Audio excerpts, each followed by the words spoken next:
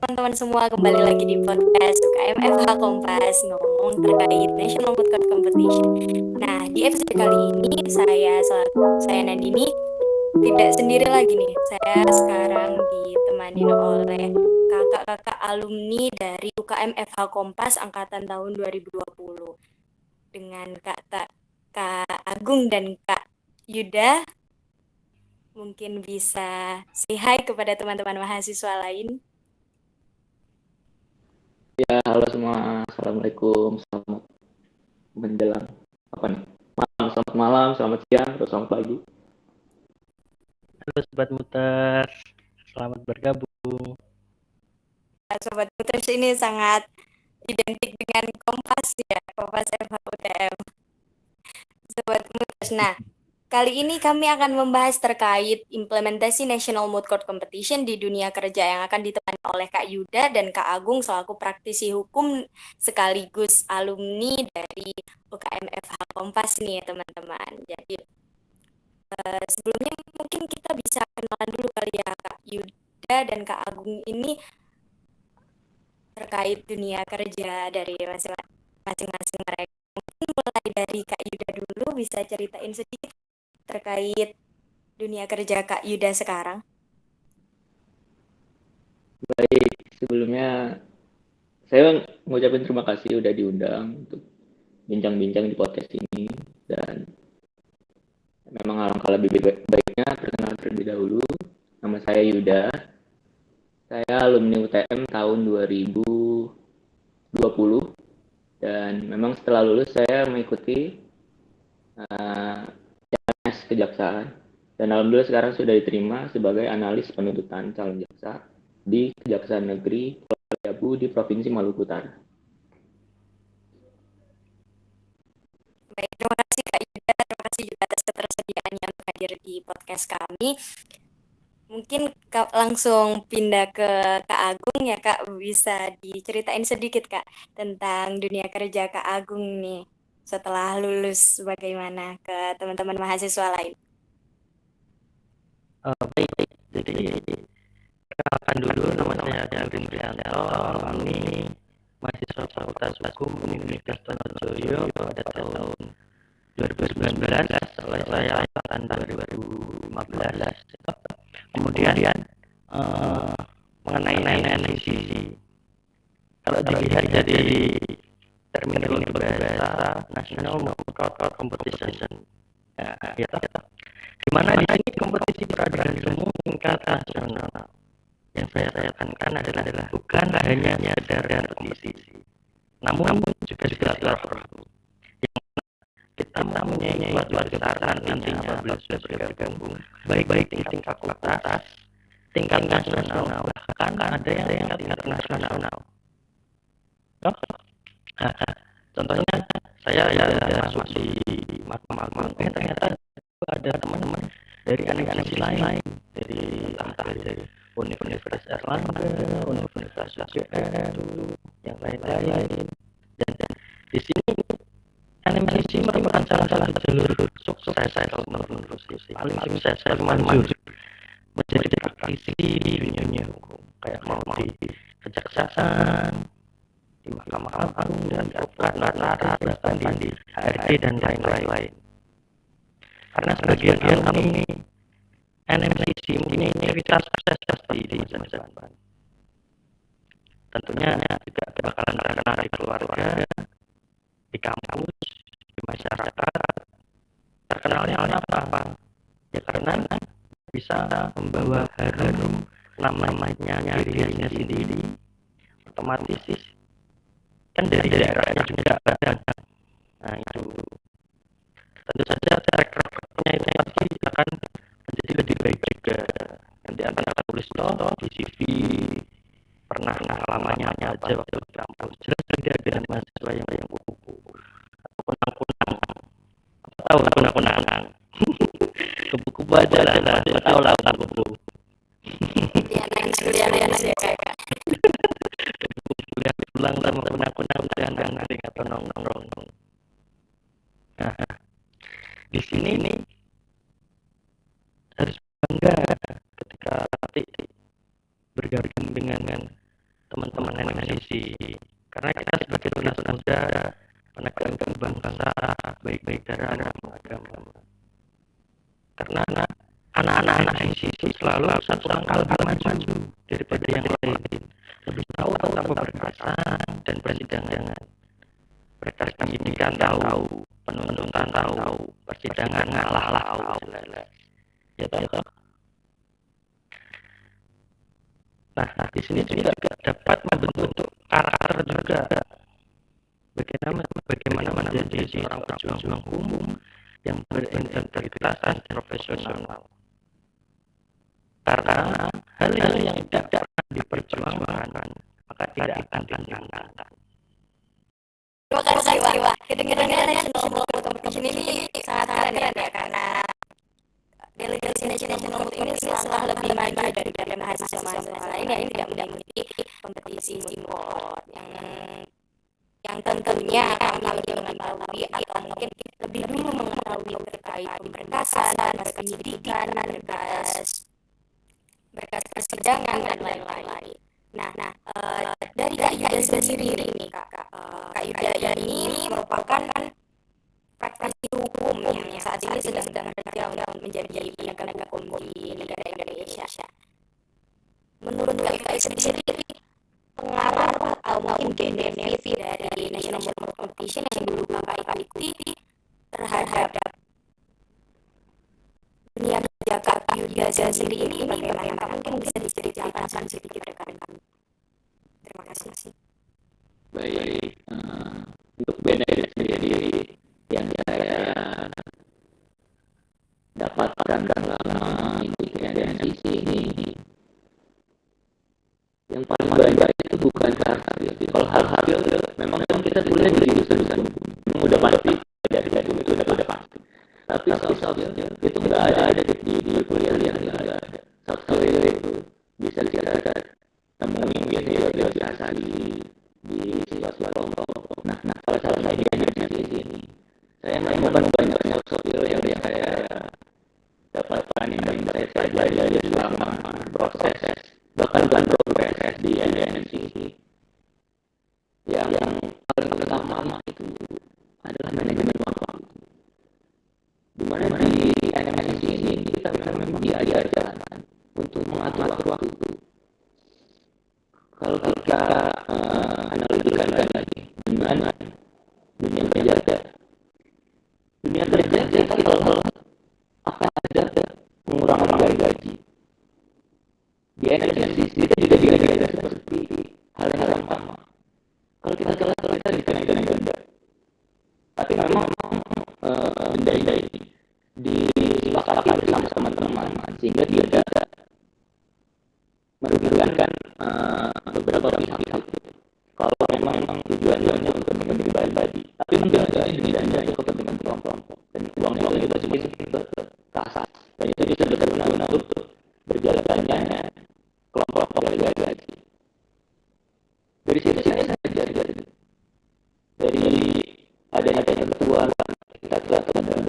Jadi kita memang harus dipaksa untuk on time datang ke pemberkasan, ke latihan sidang seperti itu. Dari situ kita belajar manajemen waktu. Juga di NMSC saya juga mendapatkan ilmu soft skill berupa berpikir kritis. Kenapa saya bilang saya dapat ilmu berpikir kritis ini? Karena memang di kelompok delegasi ini kita memang diharapkan untuk berpikir kritis, sebab kalau kita pasif itu nggak akan menemukan jalan keluarnya. Kalau sama-sama pasif nih kita diem-dieman aja gitu tanpa memperdebatkan apa yang menjadi masalah pada saat pemberkasan ataupun pada saat latihan sidang.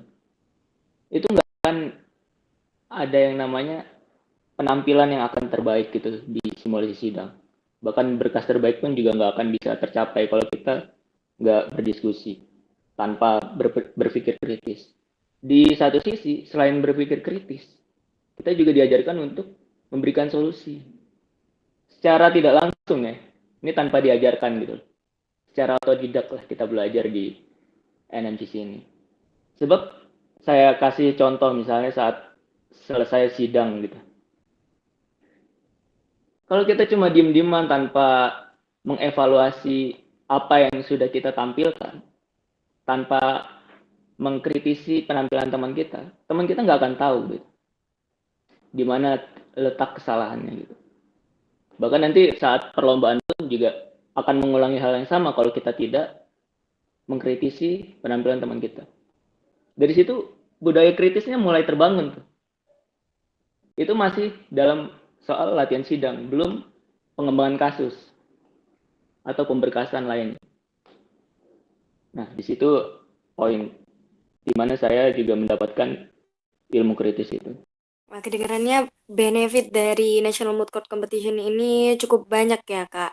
Dari manajemen waktu, berpikir kritis, dan lain-lain. Nah, untuk Kak Agung sendiri nih, dulu kan Kak Agung ini setim dengan Kak Yuda. Nah, di National Moot Court Competition itu pasti adanya masalah tim. Seperti yang Kakak jelasin tadi, Kakak membahas terkait National Moot Court ini bukan hanya competition, tapi ini juga ajang silaturahmi di mana kita bertemu dengan orang yang sama dengan jangka waktu yang lama yang nantinya akan menumbuhkan chemistry dan mempererat hubungan satu sama lain. Menurut Kak Agung sendiri nih, masalah-masalah tim yang Kakak hadapi di National Moot Court Competition, apakah berimplementasi dan apakah berpengaruh di dunia kerja Kak Agung sendiri saat ini? Kalau ditanya apakah ada implementasinya, oh jelas ada. Apakah berpengaruh? Ya berpengaruh karena itu membentuk karakter. Di setiap pelatihan, di setiap kegiatan, itu nanti kan direview toh, dicek setelah sidang. Oh ini kurangnya ini ya. Nanti saling apa ya? Mengkritisi. Kritisi itu bukan hanya menjatuhkan atau hanya sekadar bilang kamu jelek, tapi mengkritisi itu bagaimana cara kita bangkit dari suatu kesalahan. Walaupun beda-beda nanti omongannya, entah kamu udah bicara bagus ya, tapi nanti suara dari sudut pandang yang lain beda. Si A beda. Dari sudut pandang si B, kamu seharusnya gini loh. Si A, kamu seharusnya gitu loh. Nah, dari perbedaan-perbedaan pendapat itu membuat kita berpikir bisa lebih baik dari sudut pandang yang berbeda untuk mendapatkan solusi terbaik. Bagaimana ini sidangnya gitu. Terbaik gini aja. Kalau belum menemukan terbaik, cari ahlinya atau gitu. Yang jelas jangan pernah merasa matang, karena orang yang selalu merasa dirinya matang sebentar lagi pasti dia akan membusuk. Tetaplah belajar sampai jadi pemilik masa depan dirimu sendiri. Nah, langsung kita pindah ke Kak Yuda nih. Kak Yuda sendiri yang dulunya juga ikut NMCC mungkin 2 kali. Kita langsung pindah ke pokok pembahasan terkait peran peran atau posisi di National Moot Court Competition. Kak Yuda nih, menurut Kak Yuda sendiri, kita dulu ini kan Kak Yuda sendiri ini kan dulu berpraktik sebagai memiliki satu peran di National Moot Court Competition. Nah, menurut Kak Yuda, alur persidangan yang Kak Yuda jalani dulu di National Moot Court Competition ini memiliki pengaruh atau mungkin benefit yang sekarang Kak Yuda rasain nggak sih Kak di dunia kerja ini? Yang dulunya Kak Yuda hanya berpraktik, bersandiwara, nah saat ini Kak Yuda ini berpraktik secara langsung, secara nyata. Mungkin bisa dijelasin nih kepada kami keterkaitannya dan pengaruhnya, begitu Kak. Ya, tentu dari simulasi sidang itu banyak pelajaran yang kita dapatkan. Terutama terkait dengan alur persidangan. Itu jelas. Walau dengan waktu yang sangat terbatas, Di situ kita menampilkan semua tahapan-tahapan persidangan dari tahap pembacaan surat dakwaan, pembacaan eksepsi, tanggapan eksepsi, putusan sela, pembuktian, kemudian ada pembacaan tuntutan, pledoi, replik, duplik, putusan, itu semua ditampilkan. Jadi setidaknya gambaran seperti itu sudah kita pahami gitu, alur persidangan seperti itu. Bahkan tidak hanya itu, karena kita di awal sudah membuat berkas, jadi kita paham itu isi berkas yang kita simulasikan itu yang kita bacakan juga di sidang, itu juga kita paham mengenai tidak hanya alur persidangan saja, tapi juga berkas yang kita buat sendiri. Wah, jadi National Moot Court Competition ini dari berbagai aspek ini berpengaruh banget ya Kak, apalagi di dunia kerja. Nah, kita beralih lagi nih ke Kak Agung. Kak Agung, boleh nggak sih Kak diceritain nih terkait pengalamannya National Moot Court Competition dulu ini? Apa sih yang membuat Kak Agung ini berpikir bahwa National Moot Court Competition ini adalah pengalaman yang sangat berkesan, apalagi pengalaman yang sangat berpengaruh nantinya di dunia kerja.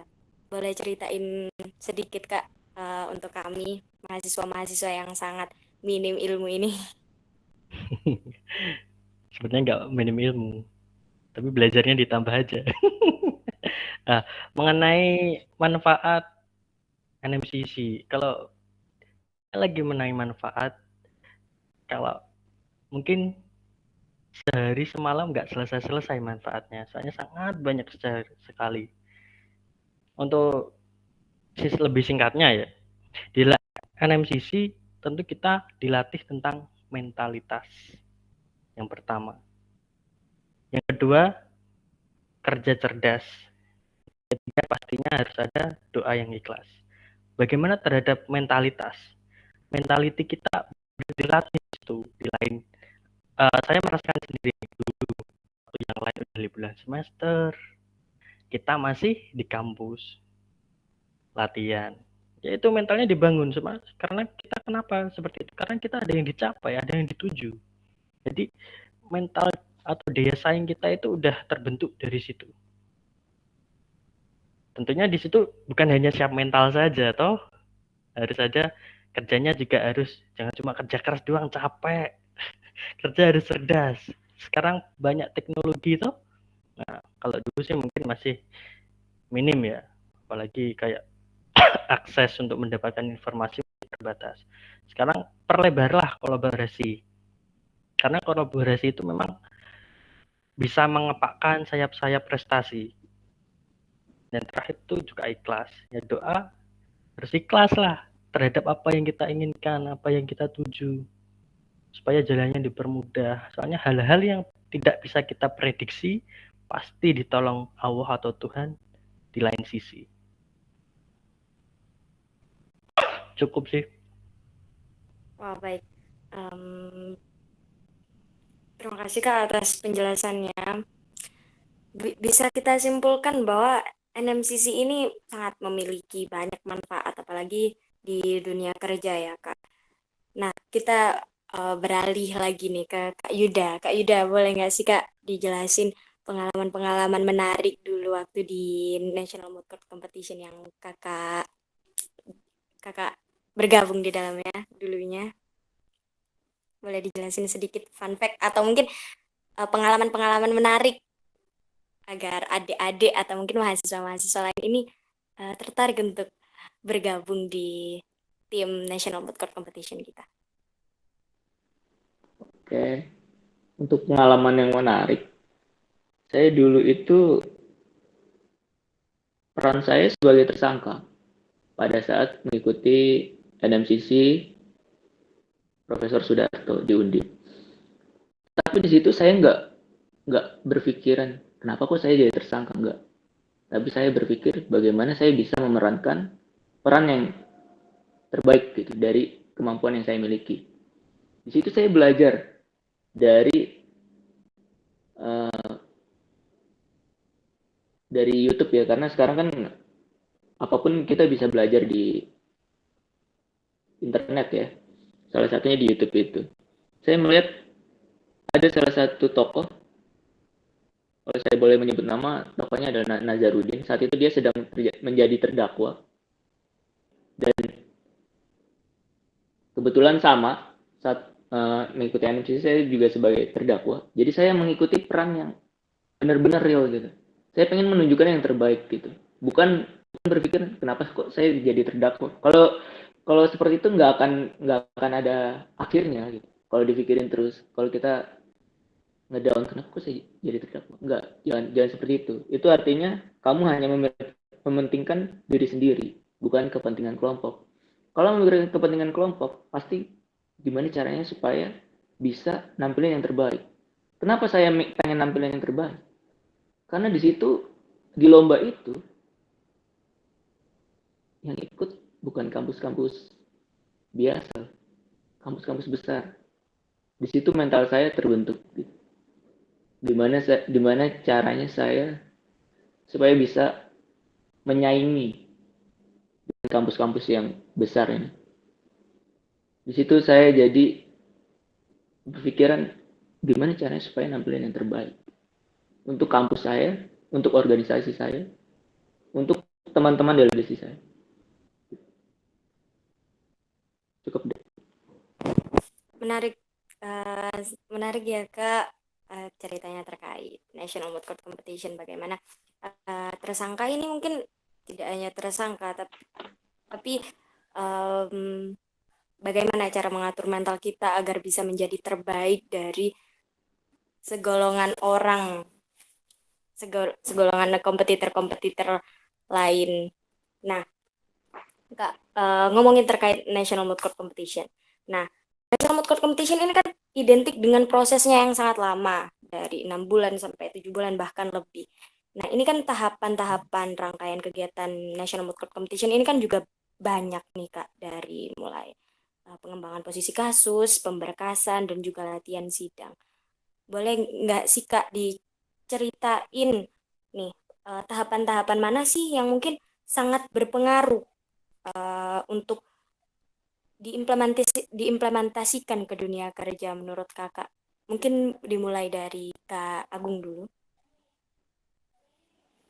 Bagian yang berpengaruh ya di bagian mana? Ada pemberkasan, ada latihan sidang, ada latihan mental. Tentunya kalau dilihat dari awal pemberkasan, apalagi sekarang di Mahkamah Agung, itu sangat membantu karena dulu sudah punya contoh file-file berkasnya. Kalau mungkin dari MA ada file berkas persidangan, walaupun berkasnya tuh ada banyak juga, tuh ada dari penyidikan, penuntutan. Nah, kalau aku sih mungkin jelasin cuma dari persidangan, nanti berkas persidangannya gimana formatnya tahu semua, ada dasarnya semua. Nah, di dunia kerja kan kita jadi baru masuk, cuma kita udah tahu dulu, walaupun kita jangan sok tahu, udah tahu tapi jangan sok tahu, karena nanti kita kalau sok tahu nggak belajar lagi. Nah, kita udah punya bekal di situ. Akhirnya apa efeknya? Efeknya pimpinan itu pasti, oh, kamu kok udah bisa ya, padahal baru masuk.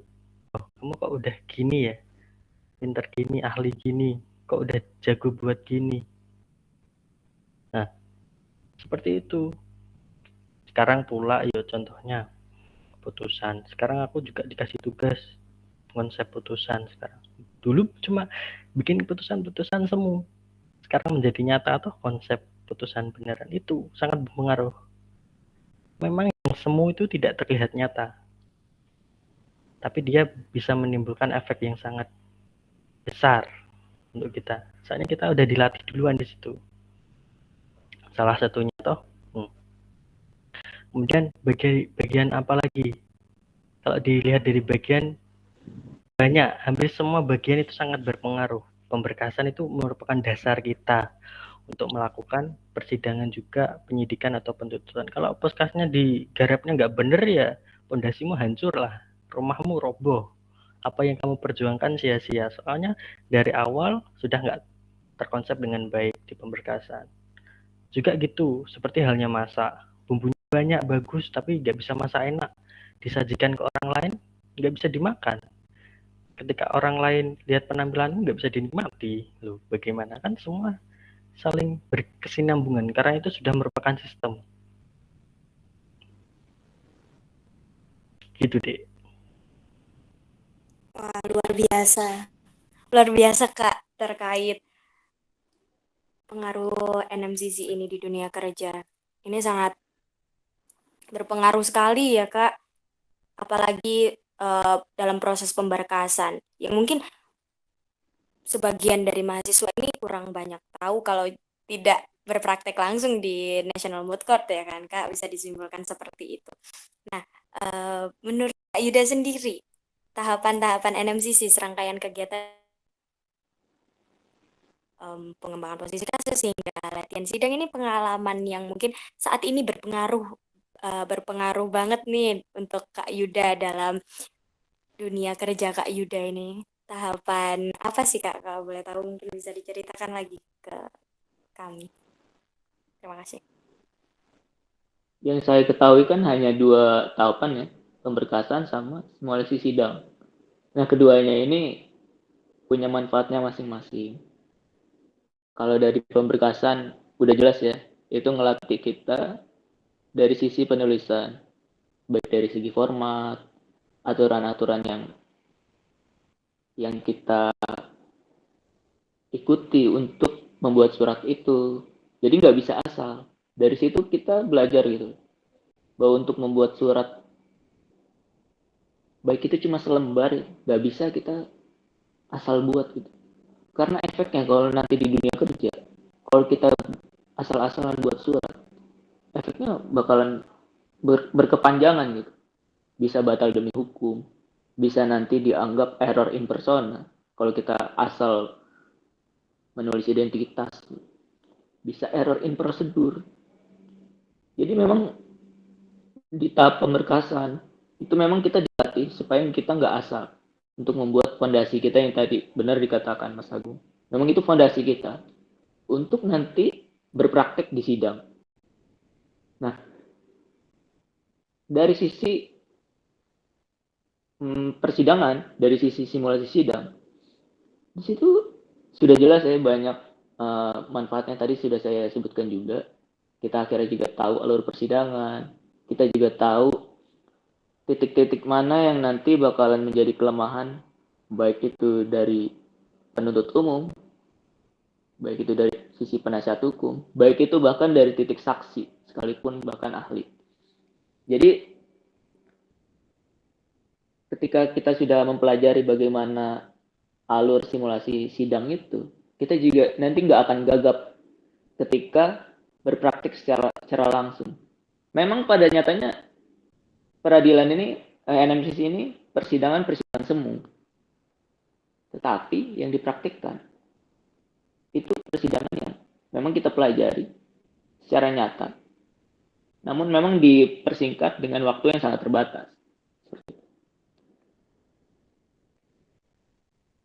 Wah, menarik sekali Kak. Bisa kami simpulkan bahwa National Moot Court Competition apalagi di tahapan pemberkasan ini sangat berpengaruh dalam dunia kerja. Bagaimana cara membuat berkas, bagaimana format berkas itu sendiri yang nantinya pasti akan berguna, sangat berguna dalam implementasi sebagai penegak hukum nantinya.